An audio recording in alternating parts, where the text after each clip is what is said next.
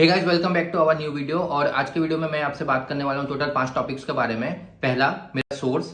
दूसरा, मैंने कब से प्रिपरेशन चालू किया था मेरे यूनिवर्सिटी में। तीसरा, डिड इट हेल्प, मतलब कि वो जो प्रिपरेशन मैंने यूनिवर्सिटी में चालू किया था, क्या उस प्रिपरेशन ने मुझे यहाँ जो 6 महीना मैंने प्रिपेयर किया उसने मुझे हेल्प किया कि नहीं। Fourth, MCQs. And fifth, most important, जीटीज। तो सबसे पहले हम बात करते हैं मेरे सोर्स के बारे में। मेरा सोर्स जो था वो था ऑनलाइन। मैंने यहाँ पर 6 महीने घर पे बैठ के ऑनलाइन पढ़ाई की है। आपको ये मेरे पीछे दिख रहे होंगे मेरे सारे पेपर्स। ऑनलाइन जो ऐप था वो था प्रेप लैडर, जिसको मैंने खरीदा था मेरे 5th ईयर के फर्स्ट सेमेस्टर में। सो अगर आपको मेरे टाइम टेबल के बारे में पूरा डिटेल्स चाहिए कि मैंने कब से कब तक पढ़ाई किया, मैंने कब से रिवीजन चालू किया, मैंने कितने रिवीजन्स किए, मैंने कितने एमसीक्यूज किए, मैंने कितने जीटीज दिए वगैरह वगैरह, तो आप मुझे कमेंट पे ज़रूर बताइए। अगर मुझे ज़्यादा कमेंट्स आए या लोगों को अगर इंटरेस्ट रहा उन सब चीज़ों को जानने में, तो मैं ज़रूर एक वीडियो बनाऊंगा। बट अभी के लिए मैं आपको ये कहना चाहूँगा कि मेरा जो सोर्स था वो था online prep ladder plus YouTube also. But YouTube कैसे मुझे हेल्प किया उसके बारे में भी मैं आपको वो अगले वीडियो में बताऊंगा। एंड सेकंड पॉइंट जो है वो है मेरा प्रिपरेशन। मैंने कब से प्रिपरेशन चालू किया था, तो जैसा कि मैंने आपको बताया, मैंने 5th ईयर के फर्स्ट सेमेस्टर में प्रेप लैडर खरीदा था। प्रिपरेशन चालू नहीं किया था। चालू मैंने किया 5th ईयर के सेकंड सेमेस्टर में, क्योंकि हम लोग का वहाँ पर क्लासेस होता था, साइकिल्स होते थे, अलग अलग थेरेपीज वगैरह का था। उसमें सुबह से जाओ शाम तक आओ लेक्चर, तो पढ़ने का बिल्कुल टाइम नहीं मिलता। 5th ईयर के सेकंड सेमेस्टर में से मुझे थोड़ा सा टाइम मिलने लगा, 2 घंटा 3 घंटा, तो मैं 2 घंटा 3 घंटा सिर्फ पढ़ता था। एंड उसके बाद फिर 6th ईयर के फर्स्ट सेमेस्टर से 6th ईयर थोड़ा सा लीनियंट गया, क्योंकि उसमें हम लोग को ज्यादातर तो साइकिल्स होते थे जो 2 घंटे या 3 घंटे के ही होते थे, तो उसमें मुझे लीनियंसी मिला था। तो 6th ईयर के फर्स्ट सेमेस्टर में सेकंड सेमेस्टर में मैंने ज्यादातर अच्छे से पढ़ाई किया in the sense prep ladder से पढ़ाई किया अपने एफएमजी एग्जाम के प्रिपरेशन के लिए। लेकिन मैं आप लोगों को एक बात बताना चाहूंगा कि वहां पर जो मैंने 5th ईयर और 6th ईयर में पढ़ाई किया था, वो चीज मुझे यहाँ पर प्रिपरेशन करते टाइम हेल्पफुल तो हुआ, बट बहुत सारे ऐसे चीजें हैं जो मैं यहाँ पर आने के बाद मुझे समझ में आया कि वहाँ 5th ईयर और 6th ईयर में मैंने जो 2 साल पढ़ाई किया, 2 साल नहीं 1.5 साल जो मैंने पढ़ाई किया, उसमें से 50% चीजें जो है वो बेकार में गया, वो वेस्ट गया। तो इस वीडियो में यहाँ पर मैंने आपको बताया है, जिसमें मैंने अपने मिस्टेक्स के बारे में बताया है, मैंने अपने प्रिपरेशन के बारे में बताया है कि मैंने क्या क्या मिस्टेक किया जो आप लोग को नहीं करना चाहिए, ताकि जब मैं यहाँ पर आया और ये 6 महीने मैंने पढ़ाई की, तो ये 6 महीने मेरे लिए कितना हेक्टिक था, कितना ज़्यादा मुझे पढ़ना पड़ा, कितना ज़्यादा मुझे फिर से काम करना पड़ा अपने। इवन इफ मैंने रिवाइज किया, इवन इफ मैंने प्रिपरेशन करके रखा था अपने यूनिवर्सिटी से, बट स्टिल मुझे यहाँ पर 12-12 14-14 घंटे पढ़ना पड़ा। नॉट बिकॉज मुझे पढ़ने में इंटरेस्ट है, बट बिकॉज कि मेरे बहुत सारे ऐसे टॉपिक्स थे जो छूट गए थे, दिमाग से उड़ चुके थे। इवन इफ मैंने वीडियोस कर भी लिए थे, बट वो सिर्फ वीडियोस मैंने किए थे। तो मैं उन सब चीज़ों के बारे में यहाँ पर इस वीडियो में मैंने सब कुछ बताया है, मैंने क्या क्या गलतियां की हैं, और आप लोग वो गलतियां ना करो, ताकि जब आप यहाँ पर आके 6 महीना पढ़ाई करो तो आपको इतना ज़्यादा प्रेशर ना लेना पड़े जितना मैंने लिया है। अब थर्ड टॉपिक के ऊपर हम बात करते हैं, did it help. Yes, it did. इतना गलती होने के बावजूद इसने हेल्प किया। तो आप सोचो, अगर आप ये गलतियां नहीं करोगे तो आप लोगों को कितना ज्यादा ये हेल्प करने वाला है। तो अगर मैं आपसे बात करूं कि इस चीज ने मुझे कैसे हेल्प किया, तो मैं आपको ये कहना चाहूंगा कि जब यहाँ पर आके मैंने पढ़ना चालू किया, तो हमारे सीनियर्स ने जैसे बोला था कि भाई कैसे भी करके 10 सब्जेक्ट जो है वो कंप्लीट करके आना। इंडिया तुम लोग 10 सब्जेक्ट कंप्लीट करके ही आना अपनी यूनिवर्सिटी से पढ़ के। बट मेरे कुछ 6 या 7 ही सब्जेक्ट्स हुए थे, बट वो 6 और 7 सब्जेक्ट जो है कितना हेल्प किया मुझे, उस चीज़ के बारे में मैं अभी आपको बताता। पहले तो ये कि मुझे वो सब चीज़ें फिर से नया नहीं लग रहा था। सारे टॉपिक्स मेरे को पता थे। इवन इफ मैंने मैकेनिज्म याद नहीं रखा था, इवन इफ मुझे मैकेनिज्म याद थे भी नहीं, मुझे ड्रग्स के नाम याद नहीं थे, मुझे ड्रग्स का फंक्शन याद नहीं था, बिकॉज मैंने रिवाइज वगैरह कुछ भी नहीं किया था, जिसके बारे में मैंने इस वीडियो में बताया ऑलरेडी। तो फिर भी मुझे वो चीज़ें जो है, वो जो टॉपिक्स है, वो जो सर का जो कहने का तरीका है, वो सब उन सब चीज़ों से मैं यूज्ड टू हो गया था। तो वो मेरे लिए काइंड ऑफ एक रिवीजन था, जिसको मैंने 1.5x इंटू 1.75x में मैंने फिर से पढ़ा, और सीधा मैंने अपना पूरा का पूरा जो फोकस है वो एमसीक्यूज में डाइवर्ट किया, क्योंकि मैंने एमसीक्यूज बिल्कुल भी नहीं किए थे। यहाँ पर आने से पहले, यहाँ पर जब मैं इंडिया में लैंड हुआ उस टाइम तक मेरे सिर्फ 100 या 105 ही एमसीक्यूज मैंने किए थे, और आज के दिन मेरे ऐप में कम से कम कुछ नहीं तो कुछ 12,000 या 14,000 एमसीक्यूज मैंने करके रखे हैं। यहाँ पर आने के बाद जो मैंने वो 6 सब्जेक्ट थे, 7 सब्जेक्ट्स मैंने ऑलरेडी कर लिए थे ना, और यहाँ पर आने के बाद फिर वो जो 6 या 7 सब्जेक्ट्स थे उनको मुझे फिर से करने की जरूरत नहीं पड़ी, और मैंने ज्यादा अपना फोकस किधर किधर दे दिया, एमसीक्यूज में दे दिया। तो मेरा एक थोड़ा सा टाइम बच गया। किस चीज में बचा कि जो बचे हुए सब्जेक्ट्स हैं जिनको मैंने पहले नहीं टच किया है, उन पे मैंने ज्यादा फोकस किया, उनको मैंने मेन वीडियो से देखा, 1.5x में या 1.25x में देखा, तो मुझे वो ज्यादा समझ में आया, मैंने ज्यादा उस पर टाइम दे पाया। फिर हमारा फोर्थ पॉइंट आता है, जो कि है एमसीक्यूज। तो एमसीक्यूज के बारे में मैं आपको ये चीज़ एकदम कंप्लीटली बोलना चाहूँगा कि प्लीज़ प्लीज़ प्लीज़ कैसे भी करके कुछ भी हो जाए, डेली एमसीक्यूज करो। तुम अभी किसी भी ईयर में हो, तुमने अगर प्रिपरेशन चालू किया है ना, तो हम लोगों के मैक्सिमम लोगों के दिमाग में क्या रहता है कि एमसीक्यूज करने का मतलब क्या है कि मेरा नॉलेज टेस्ट करना, कि मुझे कितना आता है वो मैं एमसीक्यूज से पता करूंगा, कि एमसीक्यूज में अगर मेरा 60%, 70%, 80% मार्क्स आ रहा है, इसका मतलब कि मुझे बहुत कुछ आता है। और अगर 20%, 30% आ रहा है, मतलब मैं नल्ला हूँ, मुझे नहीं आता, मैं डल लूँ। ऐसा बिल्कुल भी नहीं है। एमसीक्यू करने का मेन रीजन ये है कि टॉपिक्स को, जिन चीज़ों को हमने समझा, उन चीज़ों को ऑप्शन बेस्ड क्वेश्चन में कैसे करके डाले, कैसे करके एक 4 ऑप्शन में से 2 ऑप्शन जो है वो तो तुम ऐसे ही रूल आउट कर लोगे, लेकिन एमसीक्यूज में ना वो बाकी के 2 ऑप्शन इतने ज़्यादा कंफ्यूजिंग होते हैं ना कि हम लोग को समझ में नहीं आता कि यार ऑप्शन ए है कि ऑप्शन सी है, या ऑप्शन बी है कि ऑप्शन सी है। वो 2 ऑप्शन इतना कंफ्यूजिंग होता है, और वो तभी तो आप लोगों को बनेगा, या वो तभी आप लोग सॉल्व कर पाओगे कंप्लीटली कॉन्फिडेंस के साथ, जब आप पूरा का पूरा एमसीक्यू के ऊपर आपका ग्रास्प रहेगा। जब आप इतना ज़्यादा एमसीक्यू सॉल्व कर लोगे ना, इतना ज़्यादा एमसीक्यू आप लोग प्रैक्टिस कर लोगे ना, कि आपके लिए वो एमसीक्यू जो है, वो क्वेश्चन पढ़ना, वो बज़वर्ड देखना, वो सीधा आपका आंख उसी जगह जाएगा जहाँ पर लिखा है एक्सेप्ट, जहाँ पर लिखा है फॉल्स, जहाँ पर लिखा है वो बज़वर्ड्स, जिससे आपको ये कंफर्म हो जाएगा कि नहीं, ये ऑप्शन और ये ऑप्शन में से यही ऑप्शन ज़्यादा है। क्योंकि एमसीक्यू में ये नहीं होता कि 4 ऑप्शन में से एक ही ऑप्शन सही है, एक ऑप्शन, 2 ऑप्शन और 3 ऑप्शन, 3 ऑप्शन में से ये ज्यादा परसेंटेज है इसको होने का, इसको थोड़ा कम है और इसको सबसे कम है, ऐसा रहता है एमसीक्यूज। एमसीक्यूज में ऐसे क्वेश्चन होते हैं जैसे कि एप्पल का कलर क्या है, रेड, ग्रीन, ऑरेंज, पर्पल। तो इतना तो आपको पता है कि ऑरेंज और पर्पल जो है वो तो मोस्टली नहीं होता, लेकिन ग्रीन एप्पल भी होता है, रेड एप्पल भी होता है। लेकिन अब क्वेश्चन में जो है आपको समझना पड़ेगा कि क्वेश्चन कैसा पूछ रहा है, कि सबसे ज्यादा पाया कौन सा जाता है एप्पल, या नॉर्थ इंडिया में सबसे ज्यादा कौन सा एप्पल पाया जाता है, या कौन सा एप्पल जो है उसमें कोई एक ऐसा ग्रीन एप्पल या रेड एप्पल में कुछ तक डिफरेंस होगा, कुछ कंपोनेंट होगा, उन लोग का कोई केमिकल फॉर्मूला होगा, अंदर कुछ एक केमिकल होगा, तो वैसे चीजें पूछी जाती है। तो वो आप लोग जो है पूरा का पूरा कंसेप्ट पढ़ लिए हो, सब कुछ पढ़ लिया है, सब कुछ आता है, सब मैकेनिज्म आता है, लेकिन जब तक अनटिल एंड अनलेस आपको वो क्वेश्चंस या फिर आपको वो मैकेनिज्म जो है वो आप क्वेश्चन में डाल के नहीं देखोगे, तब तक आपका नहीं होने वाला।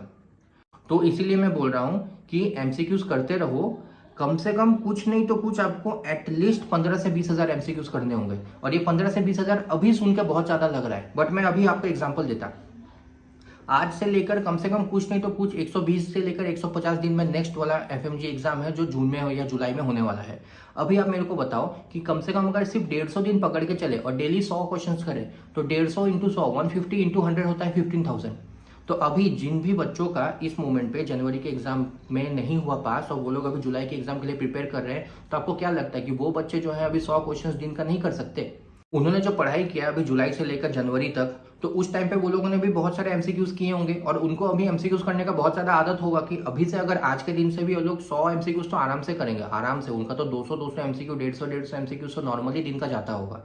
तो उन लोग आप समझ लो कि 150 दिन में 150 एमसीक्यूज भी किए तो कितना ज्यादा होता है, मुझे मैथ नहीं आता, बट इतना तो आपको समझ में आ रहा है ना कि डेली डेली थोड़ा थोड़ा करो। अगर अभी आप 5th ईयर में हो, 6th ईयर में हो, डेली 50 एमसीक्यू भी करोगे ना, तो जब तक तुम्हारा एफएमजी का एग्जाम आएगा तब तक तुम एक बार चेक कर लेना। अभी से अगर कैलकुलेटर है हाथ में ना, तो कैलकुलेट कर लो, डेली 50 का अगर क्वेश्चन रहा, डेली 50 क्वेश्चन भी नहीं, चलो डेली 20 क्वेश्चन भी करो ना, तो मुझे पता है कि जब तुम्हारा एफएमजी का एग्जाम अब 3 महीने 4 महीने बचेगा, तब भी तो तुम डेली के 20 क्वेश्चन नहीं करोगे, तब तो तुम ऑलरेडी डेली के 150 क्वेश्चन करोगे, और तब तुम्हारा 150 क्वेश्चन करने का आदत भी बना हुआ रहेगा, क्योंकि तुमने स्टार्ट किया थोड़े थोड़े से स्टार्ट करोगे, तभी तुम मैक्सिमम तक जा पाओगे।